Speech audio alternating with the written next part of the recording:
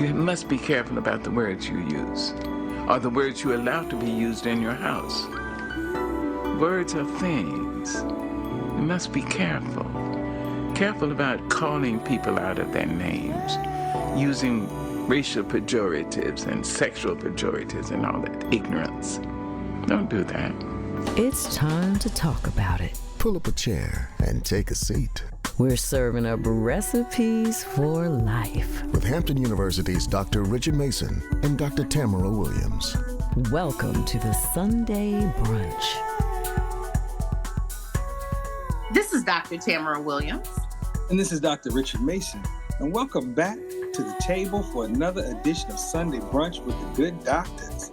How's it going? Good doctors. It's going so well, bro. I say it's going. As we've been talking this week, you've been hearing me just say, it's going. Right, exactly. Sometimes I feel like it's going with and without me, before me and after me. It's going all around me sometimes, but it is going. Listen, and sometimes you just have to catch up while it's going. You understand? Sometimes I let it go. I have learned as the Lord has allowed me to age, I have learned that there's some things that you just have to let go. Listen, and not chase it. You know what I mean? And and just thinking about it reminds me when we were kids, the way that our bus stop and a school bus worked. A school bus used to come back past the original bus stop. Would drive past, and so sometimes we would misheard that at that first time, and sometimes we would chase her. But then we realized, guess what? Let her go. She got to come back this way, and she would pick us up on her way through the second time. So sometimes you just got to let things go. You might catch her around the second time and keep it moving. And it's all right. It's nice that she came back around for you. Well, she had to. That was the only way to go. Yeah, I wouldn't bank on, I look at opportunities like they don't go away, they go to somebody else. And it's to the people who are prepared that the opportunities go to, Right. That's why they say you don't have to get ready. If you stay ready, right. you already be prepared for your opportunity.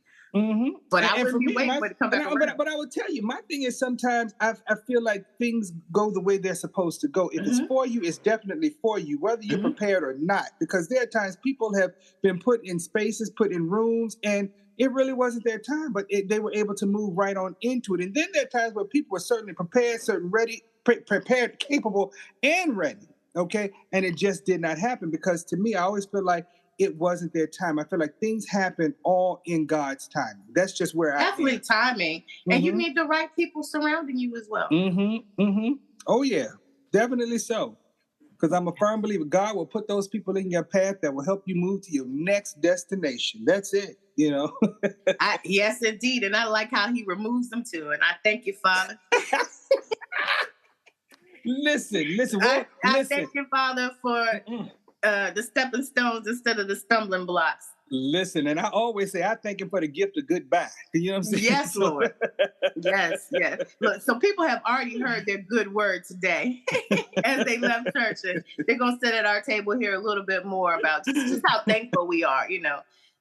Things could be definitely different, and they're not always the way that we would like them to be. But we're learning to let go. Exactly. Exactly. And just manage those things that you can, and those things that you can't, don't let them stress you. That's the whole serenity prayer. Listen, exactly. Yeah. Exactly. Because one of the things I've always been at a place that, I trust God. And that's the only way I know how to live my life is continuing to trust God in season, out of season. That's just how I live, and the bottom line is, I have to fight genetics when it comes to my blood pressure. So I'm certainly not going to fight people when it comes to my blood pressure. So I don't allow folks or anything or anybody else to get their blood pressure up. Now, like I said, my genetics has done me in. So I'm working on that myself. But otherwise, I can manage the people and the stress in my life. That part. And I don't let people do that to me anymore. Now, I'm not going to tell our listeners that happened overnight. I had to grow into that process of not allowing people to really stir my grits and challenge my Christianity. It took some time. Hey, but God. And he's still working on me. Let me be honest that, it's a daily choice to be my best self or to try to present and show up as my best self. And sometimes it's a challenge. The world, things happen around you, people around you. It's a challenge. Oh, yeah. And it's also a choice. That's right. And so when people see me smiling in public, that's because I choose to smile, not because I have to. That's right. Choose happiness. It's a choice, and the thing is, depending on organizations, whether it's on your job, whether it's at church, whether it's in civic league or whatever, neighborhood association or whatever, organizations can challenge you to the utmost as well, and so that's why you always have to be mindful of just yourself, and when you're able to manage yourself, be in control of yourself, it don't matter which environment you're in and what's going on around you. Definitely. And if you need help, it doesn't matter which environment you're in. You're going to take that everywhere you go. Exactly. Because I only know how to be in one place, you'll show up in all these other places. So that's right. The same person will show up.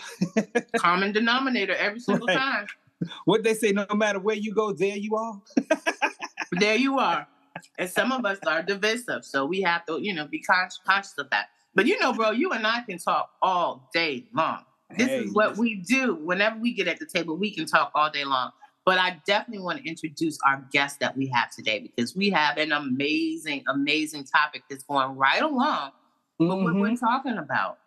How we first join up, how this manifests in our workplaces and those other relationships that we have. We have a good expert. All right. A good expert.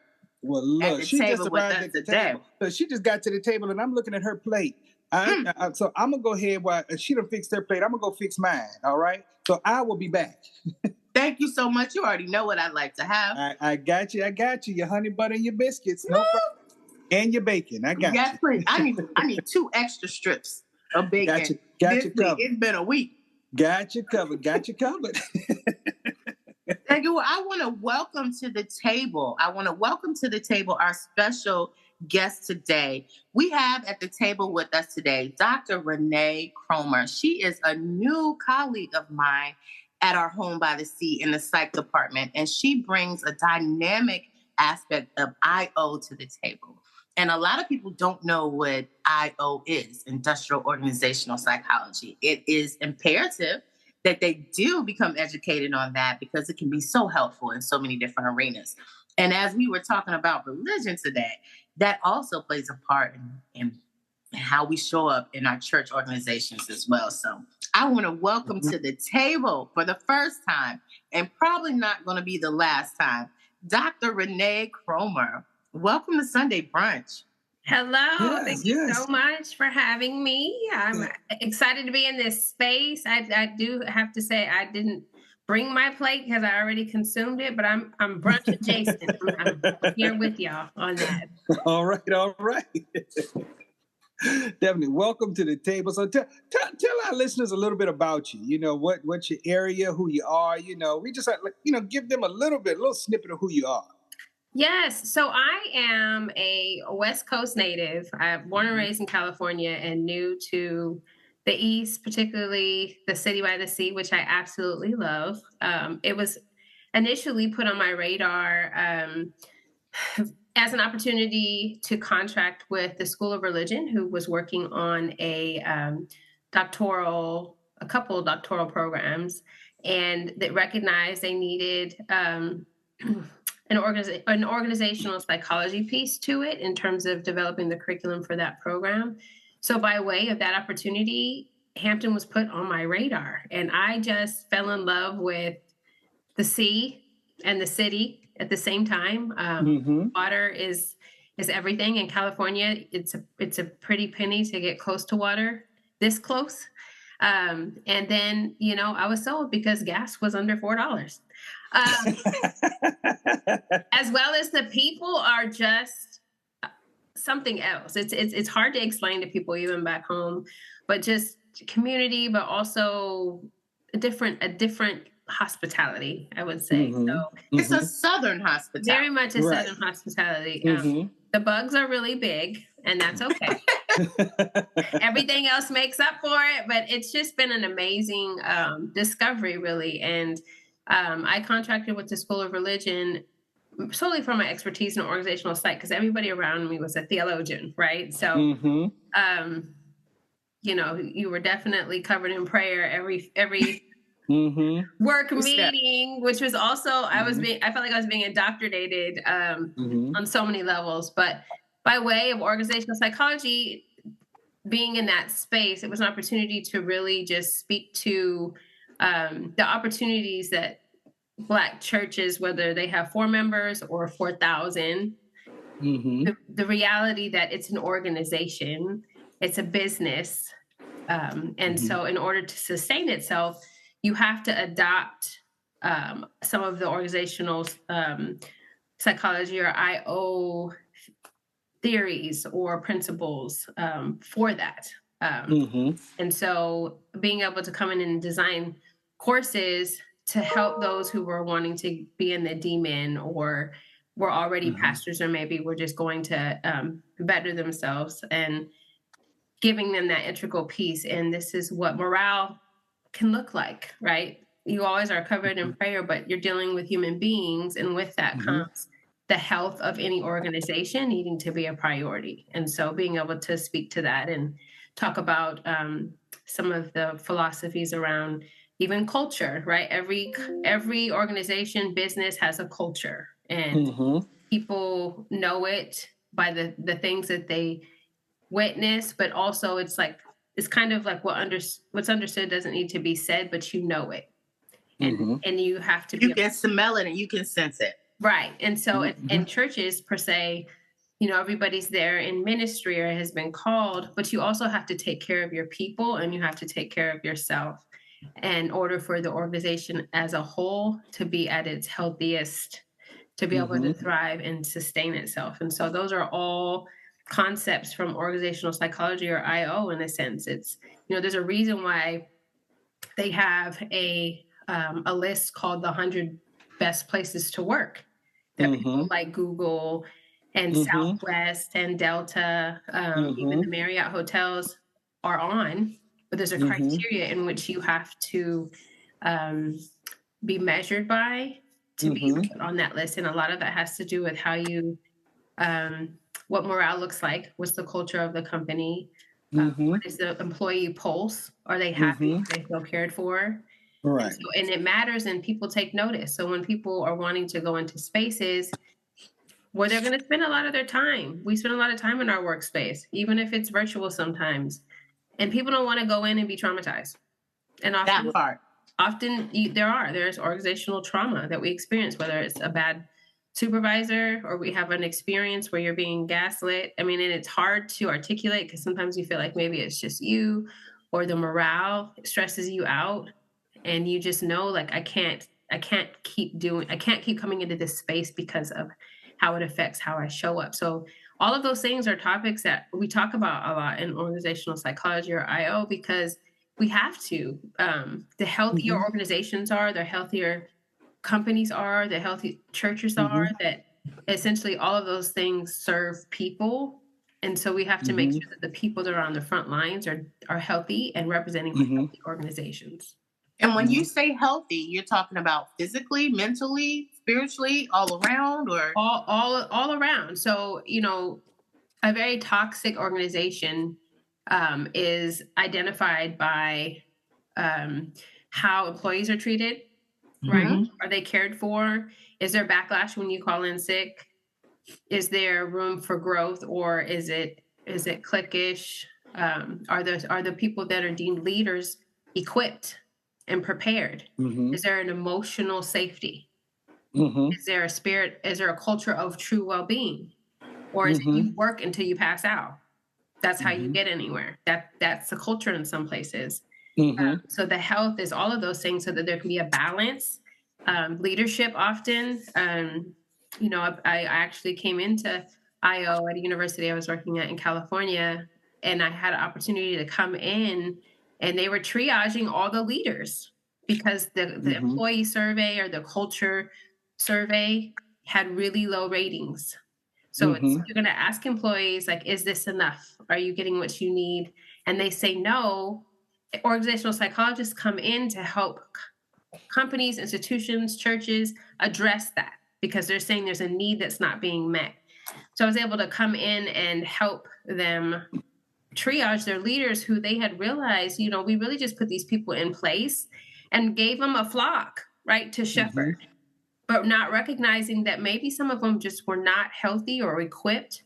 You're a director and a VP, but yet no one ever really assessed, what your vital signs were. Are you or capable? But because maybe you had some credentials, right? It's fine, but people will leave jobs that they love because of the manager. Can you say that one more time? People will order their I quit cake behind just a manager that they just cannot do it, despite their commitment and their calling to their job. And Gallup is an organization that I've worked a lot with in terms of, I'm a certified Clifton Strengths coach. And so that was a tool that I would come in and utilize to give people a language to identify how they're showing up as leaders, so they could take ownership for your employees aren't happy, because good leaders create good leaders. Right. And you can't assume that everybody knows how to do that.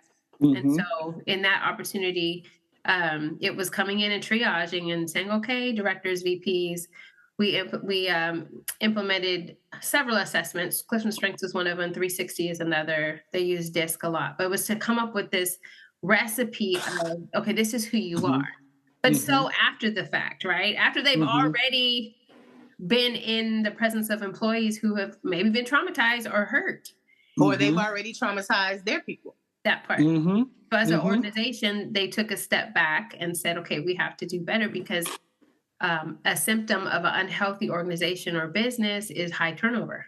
Turnover. That's exactly what I was thinking. When you're talking about people wanting to leave their job, even though they like it, they're taking a long way home, and they're finding that it's causing them anxiety and all types of issues. And they're deciding, I just can't do this anymore. And so then you're spending all this money training people in an organization, and then they're leaving before you even reaped half of what it took for you to actually train them. Right. And the cost for turnover, and that's the thing some organizations don't really look at, the cost for onboarding and turnover is so high. Wouldn't it be better to just cultivate the relationships of the people that you have there versus spending more money on turnover? Take care of what you already have. Right. And often you'll do an exit interview when you leave an organization or a company, but it's important for all organizations to have a organizational psychologist on board to be able to look at the patterns to see if there's a correlation between certain leadership that's come on and there's like a mass exodus, right? What's happening, and take heed to what those people are saying. If you truly value the culture of the organization and you're wanting to you're wanting the morale to be there and for people to thrive, because people notice when an organization is dismissive. And it's just like, you're replaceable. And that is part of the culture. But then that's why those that are on the best places to work or are deemed healthy organizations, people are more drawn to, because they know that they're going to be taken care of holistically. Right. Emotionally. Let's go back a little bit, Renee. I think you really hit a key piece there. When people feel like they're replaceable. How then do they show up to work? How then do they contribute to that culture when they feel as if they're just another number, or you really don't value me here? I'm sick and I'm ill. And instead of calling and asking me how I'm doing, you're asking me, how quickly can I return to fix your issue or your concern that you have in the office? Yeah. Like, I'm sorry that you're feeling not well. You may not even get that. No. Or I hope you feel better, but can you do this? Huh? What part of I'm not well? Like, versus, don't worry about it. We got you. It'll be taken care of. We value you and we want you to be better, so you can come back to us 100%. It's a different, and it's like, but it's hard, and it goes a long way. So people that stay with companies or organizations for 20, 30 years, and you ask them why, you might get two very opposite answers. Some people might say it's out of necessity, and it's out of despair, and some might say because it's a good place to be. Like there's good people here. Mm-hmm. And it's hard to articulate, but they can tell you about what their experiences are, times where they felt like they were seen or valued. And that's, you know, it's not just a happy anniversary on your 5th year, but also in the things that you need as an employee. If you need to take FMLA, if you need time away, if you feel like people recognize the value added every day, it adds up and makes it so people feel like they want to be retained. Just like and they want to give you more when they feel like they're getting more. Right. Mm-hmm.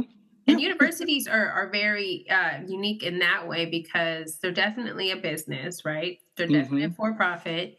And there's a tier though, because the importance of taking care of your employees almost, I feel like, is twice as vital as maybe a Google or any type of tech company because of who you serve.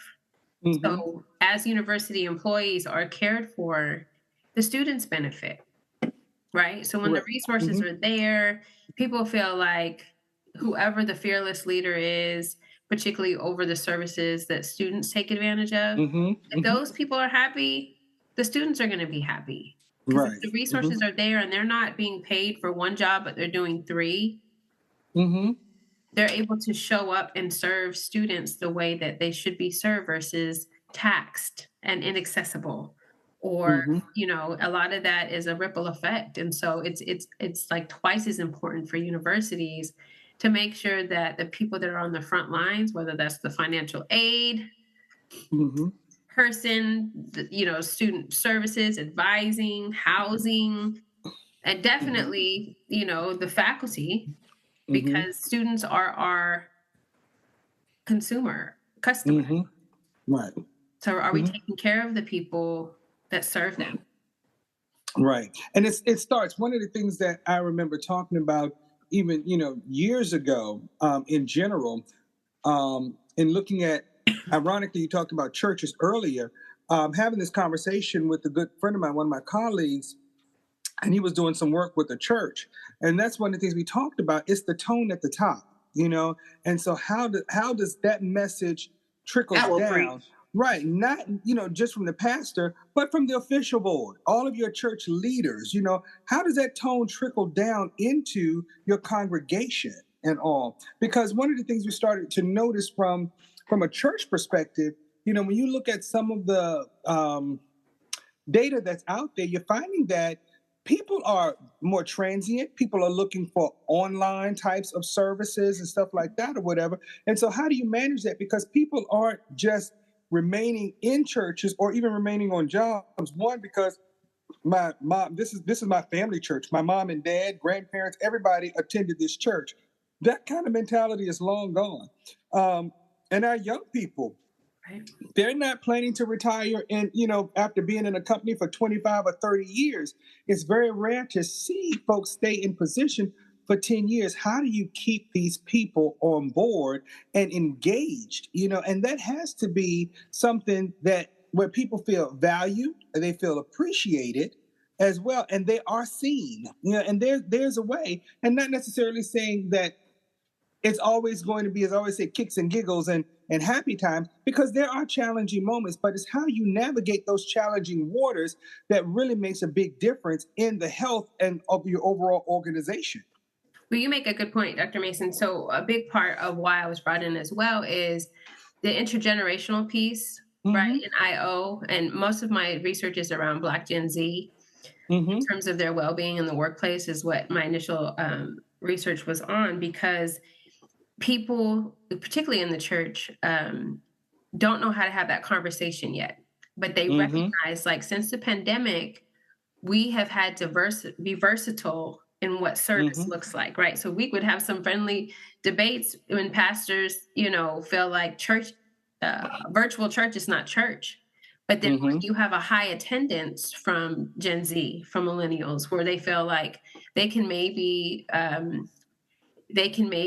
skip what they might feel if they came into a church building, whether that's not knowing if you're going to be welcome because you have tattoos up your neck. Online, you can still get fed in a way Mhm. that's not as maybe intrusive, but Mhm. not recognizing that that's the way, like the versatility and the Mhm. different modalities that are needed to have church was really Mhm. a great thing, but they were forced to have to pivot because of the pandemic. Just like organizations in Mhm. business, when it was time to return to work, some of them absolutely tried to go back to, you know, January 2020, where like they wanted to go back to what Mhm. it was because they didn't want to change, but they Mhm. had to. So the intergenerational piece in the church is a huge conversation in IO in terms of how can you find a way to see these young people as stakeholders? Mhm. Because if you want to know how to better serve and reach them, you have to give them a seat at the table. Mhm. You just Mhm. have to. And so we Right. always talk about mentorship, right? And you think that somebody Mhm. has to be, you know, have to have salt and pepper and wisdom per se, but there's such a thing as reverse mentorship because these young people can tell you Mhm. what they want to hear when they come to church, when Mhm. what type of music is going to reach them, or how to reach them, or the needs of that generation. And so Mhm. being open to that conversation as a um, ministerial leader is Mhm. where those conversations are starting to happen under the umbrella of IO, because they really say, like, I just don't know, I don't understand them. I want to Mhm. be able They to. don't. It's changing the whole concept of what they consider to be church. Church was about the people back in the day coming Mhm. together, supporting one another, creating a community inside their Mhm. community. And so when people are not physically in a building, they feel like they're not as socially Mhm. connected sometimes. So I see a lot of the older leaders that's their struggle. They need to feel in touch and see, and then with the screen that does create some type of social disconnect to where you're not really there with the people even though you're present, so you may be getting the piece that you need, but you may Mhm. not be fulfilling the function of what the church thought originally the function would be. Yeah, something Mhm. as simple like, why can't you take offering through Cash App? Why can't you take an offering through Venmo? Like, why is that something that we're getting stuck on? Right? Like, Right. is Mhm. it, it's just, we have to evolve in order, Right. because I don't think that it's the young people they don't not want to go to church. They just want to feel safe. And so the Mhm. psychological safety is everything. Mhm. And that provides, I mean, research even talks about in remote environments that often there's some psychological safety that you might have versus being in a conference room with people who don't look like you. What if you're the Mhm. only melanated face in the company?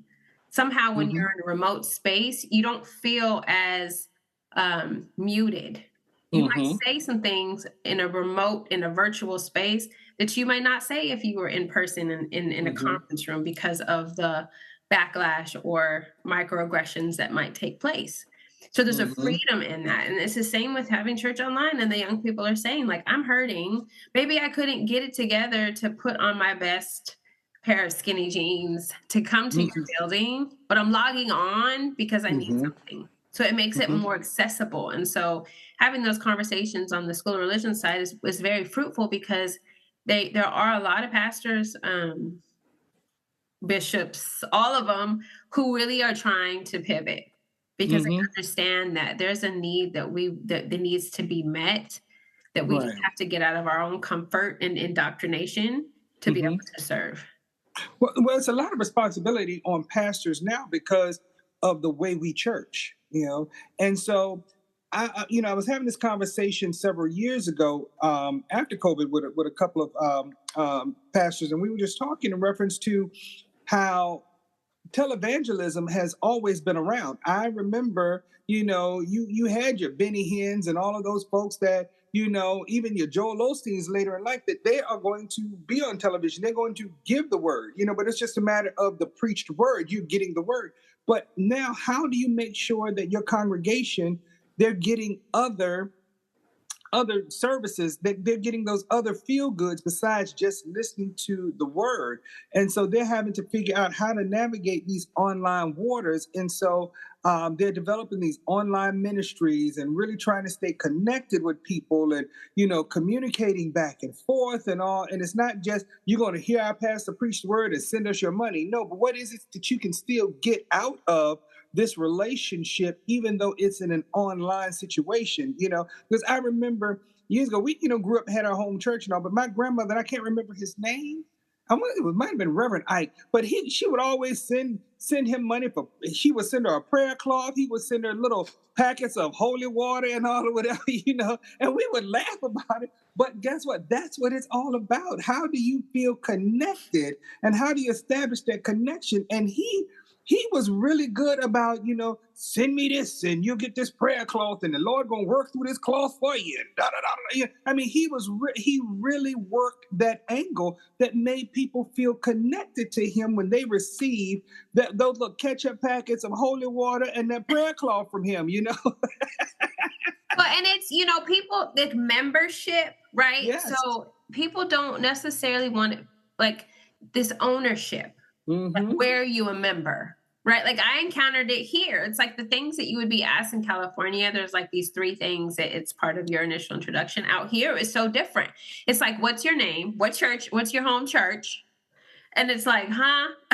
But it's like this ownership or like membership to something that pastors feel like we want people to be members. And if you're online or you're somewhere we can't physically see you or it's tangible, they feel like maybe the investment isn't as worthy because if you're not a member, then you're not tithing or you're not contributing to the building fund or you're not. They can't guilt you. If they can't touch you, they can't. Then it's not real. Yeah. So it's a shift, but understanding that, the other piece of it is a lot of this, civil rights, the church was where those conversations were housed and were a safe place to organize. And so they're trying to wrap their minds around that too, because when Black Lives Matter started, it wasn't necessarily a buzz happening in the church like we were used to. Right. It was the young people out protesting and being connected via social media. And some pastors feeling like, now, how do we get plugged into that? Because they felt like they had been left out. Right. So there's a conversation that needs to be had in the interconnectedness that needs to be embraced, and that no longer it's connected means so many different things. It's not just face to face. And so it's just, and it looks different for different people. And so I can imagine even in your job, bridging that gap between the older members who have a certain way that they like to do things. And, and a lot of the things are built on tradition. It may not be actually what's in the Bible, but to them, it's disrespectful in many ways to be moving outside in this way. And so how do you then balance the gap where you're respecting multiple generations at the same time and then trying to pull people together as a community? Yeah. How do you lay hands on someone virtually? How are you baptized in the Holy Spirit and you're not in front of somebody? Like there's some traditions that just make pastors cringe because they're like, hold on. Like there's just some things they're like, no, I am not. Getting to know your members, your people, because you're not sitting in a pew or a chair next to them. It's a screen. Your screen may be on or may not be on. Recognizing people when you're in your actual community, who you actually, you're right. Here in the South, it is where do you worship? Who, who's your leader? They want to know, where can they find you on Sundays? Who are your people? Who, who can I connect you to? Who can I, they say birds of a feather flock together. They want to know who you flocking with. It's a qualifier. Right. It is.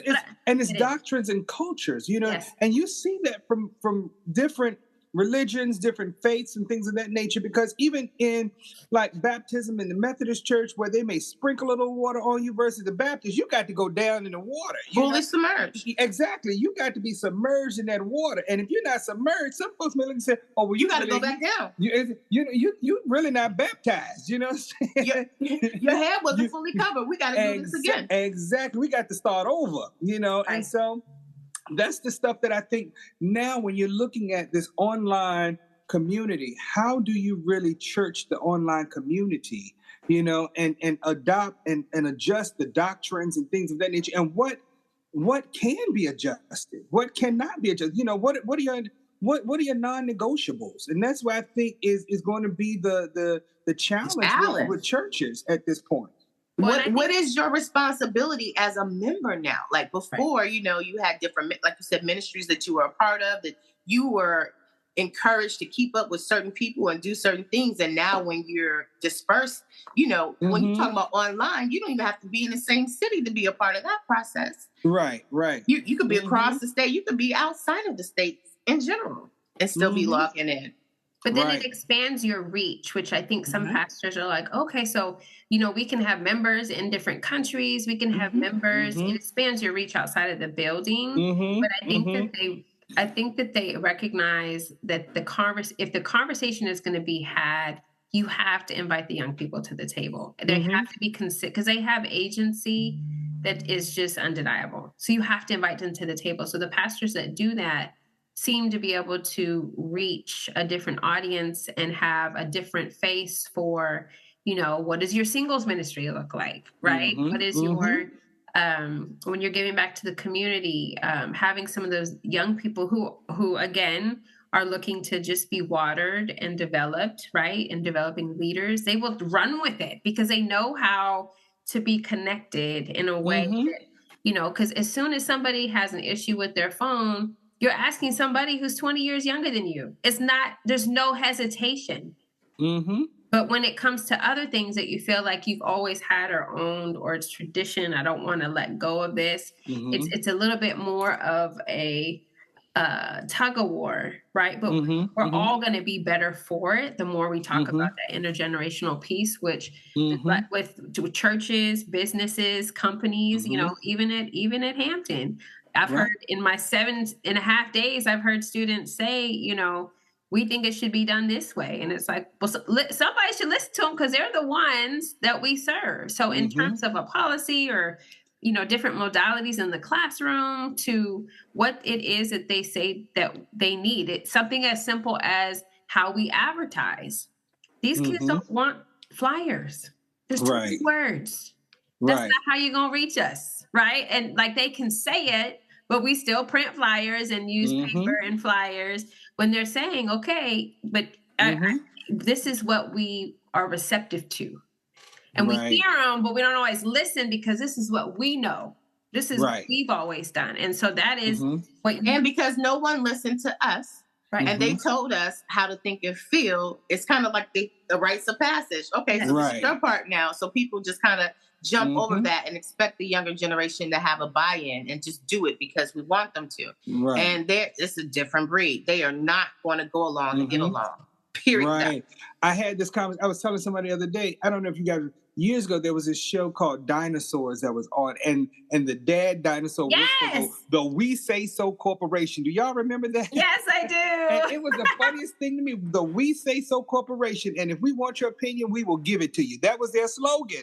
And that's the way, we as a culture have always operated. Like you said, as a kid, you were seen and not heard. You were told what to do and you just did it. You know what I mean? And now these kids have a different mentality, and their mindset is, I don't have to work for your company for X amount of years. I can start my own. It's that independent spirit. And even when it comes to church, I don't have to come to your church. I can get online and listen to any church, any pastor, so long as I feel like I'm getting the word, the Bible is telling me this, and understanding the Bible or whatever, that's what I'm getting. And one of my friends and I were talking, because he was doing some consulting work with a couple of churches out in Chicago. And one of the things we talked about was, managing this online piece. And I just told him, I said, it's at a place where I could see churches holding residencies like online programs. At some point in the summer, all of your online members come in for, a few days to enjoy the fellowship of getting together with people or something like that or whatever. I said, churches may need to move in that direction. I can see that happening. And he says, you might be on to something. So I told him, I said, when you start making money off of that idea, you call me because I need my commission, because I gave you that one. You're going to take that up with Jesus. Right. Well, a lot of pastors have just said, okay, like if you can't beat them, join them, right? And so they literally, to every service they also do a live podcast simultaneously. And so, and it might be awkward, but they have the ring light and they have somebody streaming and saying, we're wanting to expand our reach. And there's two pastors in School of Religion that I had an opportunity to work with that I definitely send a shout out to, because they are doing that. And that's Hmm. Dr. Kevin Swan at Ivy Yes, Baptist, and then Ray. that's my church, and that's Oh, my is pastor. it? Okay, Yes, so it you is. know. And he's like, listen, because as soon as the pastors say church, you can't have church online. Here comes Mhm. Pastor Swan. I'm like, well, let me Yeah. tell you how that's working, right? And then Bishop Ray Johnson. Yes, good friend. Yes. They're both very versatile in what they're willing to do and show up and who they reach, right? Right. Because the indoctrination will have you. I mean, who's winning if you're not able to serve the masses? And so they are also very involved and teach in the school of religion in those programs to say, like, I'm doing it, right? And they say that they teach and preach, right? So they're in the classroom in the school of religion, DMin and PhD in theology, but they're also doing it. Right. And so they're in the lab per se, saying nothing's going to catch on fire. Like, you're not going to get less points on when the rapture happens for having a live stream. It'll be okay. Like, right, exactly. So, but do they really know though? They don't, but I think that's where the faith. We really don't know the side effects. Yeah. And I have to tell you that I'm on that line. Like, I feel like we always need to be prepared to evolve. I like meaningful change too, but I also like knowing that some things are what they are. Like, like you can trust that. You can rest on that, or like, this is a part of the recipe. When you make macaroni and cheese, I need you to follow the real recipe. Don't get creative on my mac and cheese and be adding tomatoes and all these other breadcrumbs. Hello, nobody asked you for Alfredo sauce in my mac and cheese. It doesn't belong there. And so I think the hard struggle is that balance of what is supposed to be. A lot of times people don't like things. That doesn't mean that it's wrong because you don't like it. Or, it's inconvenient for you. It doesn't mean that it's not right because it's not convenient. And we live in this microwave society where a lot of people think they're supposed to get what they want when they want it, how they want it all the time. And I'm not sure how good that is too, to bend all the time because somebody doesn't want to go along with you because you won't do it their certain way. Well, maybe their way is not right. And even as we're moving, like even in our classrooms with ChatGPT and all this AI stuff, we do need to make ourselves aware of what's happening, but it's not like you need to overly tell the students, like, definitely use this, or, this, because we know that sometimes the resources are not right. There's some things that are not accurate. And so I'm one of those people, I'm not the quickest one to jump on that horse because everybody's jumping on that horse. I need to know, why are we riding the horse when we got a whole car over here? There's other ways to get there. So I'm trying to find that balance between, even like with our books or how we teach, like, yes, we're using digital resources now. That's not as big of a stretch as looking at the hardcore book. I know some people struggled with that, but that's not as big of a stretch. It's the same information. It's just in a different format. You're not losing anything from having a digital book versus having a paper book, other than your personal feeling per se. You can still have the same information, but I'm not sure all the time in every aspect if everything will carry over. The main key elements will carry over when we shorten things to make other people comfortable. It's not the same. I mean, it's like things get lost in translation, even with language, right? And having digital books it widens accessibility because they're more likely to access Canvas on their phone and look at the book digitally than they are to physically open one, right? But when it comes to AI and ChatGPT, there's an opportunity. It's like having the conversation. You may agree to disagree, but there are ways to come alongside to show them how to properly use it so they don't do themselves a disservice, because you have to learn to think for yourself. But maybe we can talk about how you prompt, right? There's going to be professions. Prompt engineering is a whole, profession that's happening behind people utilizing AI, but showing them how to use it, because they're going to use it anyway. Being dismissive. Right. And it's the same in the church. Let's have the conversation and see how we can both show up and meet each other in the middle. But we can't just be dismissive, like, sit down somewhere. What do you know? You're in your 20s, right? Or even with this generation in the classroom, like it's like when you're younger, it's like the old heads wouldn't even have the conversation, and it made you want to be involved even more because they wouldn't give you access or agency, right? So being able to have a conversation about how, and then find the checks and balances, so that we can minimize what's lost in the translation, because there's and keep the most important things still there. Yeah. Right. But that's about doing your due diligence, but making sure that you're keeping your cultural and corporate identity whole. Because like you said, you start adding all of that other stuff to your macaroni and cheese. Your macaroni and cheese is no longer identifiable. It's no longer macaroni and cheese. It's become a casserole. And so the integrity of the mac and cheese is gone. Exactly. So you really have to look at how are you keeping the integrity of an organization, and that's why it's important that you learn an organization first. When you first join a church, you just don't jump in and say, well, at my church in Jacksonville, Florida, we did this, and you bring that in because that may not be the culture of the church here in Hampton, Virginia. So it's a matter of how do you do that? So you got to learn what the culture is before you begin to make these shifts and changes. And that's very important in terms of, when you're talking about organizations and all. And so I've done some consulting work with a few organizations, and especially like school divisions. I just don't go in and make changes or direct them to make changes. I have to understand what is the culture, and so I spend time with them to get to know them over a period of time to make sure I understand this is the culture of your school. I just can't come in and tell you we're going to do this trauma-informed care stuff. I need to understand what is the culture of your school, what is the culture of your division, what's the culture of your community, and then introduce you to what does trauma-informed care practices look like, And so that's what we have to look at when we're talking about churches and things of that nature, and sometimes when you just bring in a new pastor, that really hasn't looked at the culture of the church itself, you can really begin to make those changes. And that's why sometimes you may see a mass exodus of people when you have a new pastor that comes into a church, because he may be shifting that culture, and he may have shifted the culture too far that now the members that were there don't even recognize the church. They don't recognize it, and they don't respect the change. Exactly. This is no longer Beulah Baptist. This looks like something that this Beulah Baptist is gone. You've turned this into so-and-so, and so that's a difference.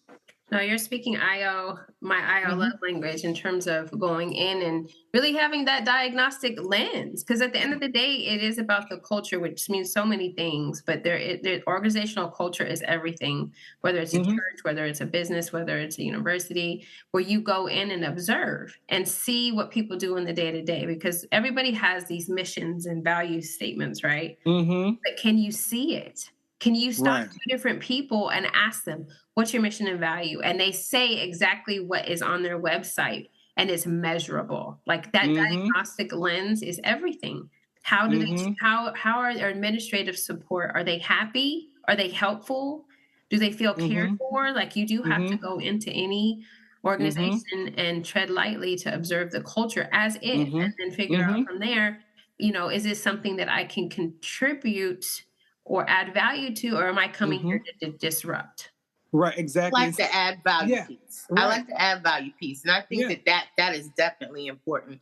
A lot of times when people come in, they come in to subtract things, or they want to do things the way that they see is better, but they're not necessarily paying attention to that culture, like you said, bro. And they're not paying attention to what the actual people need. They're more concerned about what they want to provide versus what is the actual need of that culture. And so people will leave because they feel like, I don't recognize this anymore. What's important to me is not important to you. You're letting me know that I'm not important because you're not even listening to the things that I value. We have issues here, but what you're coming to change is not even the issue. Like, this is our concern over here. We're talking about inflation over here. You talking about something totally different. Right. And see, I coach superintendents. And so really helping them to begin to understand the culture of their school division, and it's not about me really doing all of the research to learn about that school division. It's about them understanding that division. Leadership is leadership. And that's a part of it. And understanding the culture of the people that you lead is key. And if you come in and begin to just make changes and don't understand the culture, you will surely lose that division right out the gate. And that's one of the things that we talk about, when, in my coaching sessions with the superintendents, you will lose it. And it doesn't matter if you are leading a division with 1,000 students or 20,000 students, 40,000 students, 50,000 students. You have to take the time, to understand the culture of the people that you lead before you begin to make all of these changes, and so that's one of the things. I have to hold these superintendents accountable when it comes to, just taking off right out the gate. It's like, no, I don't care what condition that division is in. You can't come in and begin to just make changes, because guess what? You don't even understand the system that you're changing. That's like a step parent coming in and disciplining, and they don't know the kids just because you're married to that person. You think that gives you the authority, and people are going to follow you because you're in a position. But it's really important for the people who are over the top to understand that people are choosing now to work with you and not for you specifically. And so that in itself changes how people show up. And when you value your people, they will value you. And they will value that process, and they'll help you meet your goals when they feel valued. But when people feel devalued, they could care less about how whatever you want, because you haven't addressed their issues. That's right. There's a book I would say give to every new superintendent you work with that it's called The First 90 Days by Michael Watkins, that every good leader picks up, because your job for the first 90 days is to listen. That's right. Not come be a bull in the china shop. And a lot of people don't know because they feel like they have a charge, but there's a reason why good leaders speak last, right? And I would say in the rooms of IO, in terms of that diagnostic piece, we're really big on the 5 dysfunctions of a team by Patrick Licioni. And it's really 5 things that apply to any, where 2 or more are gathered, where there's anyone calling themselves a team, because teaming doesn't just happen. And the organizations that thrive and sustain themselves really understand team. And those 5 things, is there trust? Because the absence of trust means things aren't going to feel safe. People aren't going to thrive and show up and be their best selves because they don't feel protected. The fear of conflict. How do we handle conflict as an organization, right? Right. Are you going to set me on fire, or are we going to see an opportunity to connect and move past and use this as an opportunity to grow? The lack of commitment. Are you committed to me as an employee? Are you committed to me long haul, or as long as I'm saying yes and not knows I can't do that, but I can do this. If I say the B word, which is boundaries, as an employee or a team member. Are we going to have a different dynamic? And then the avoidance of accountability. That part. We can set a whole nother show right there on that part. Avoidance of accountability. Right. It applies to everybody, because we all bleed red. I don't care if you're the leader. What does accountability look like as an organization for everyone that has a seat at the table? And then the last is just the intention for team objective, right? So it's team. We're team when it's time to raise money. Right. We're team when it's time, but if you're intentional about teaming, it's known and it becomes a part of the culture, and people are motivated to stay and participate and contribute.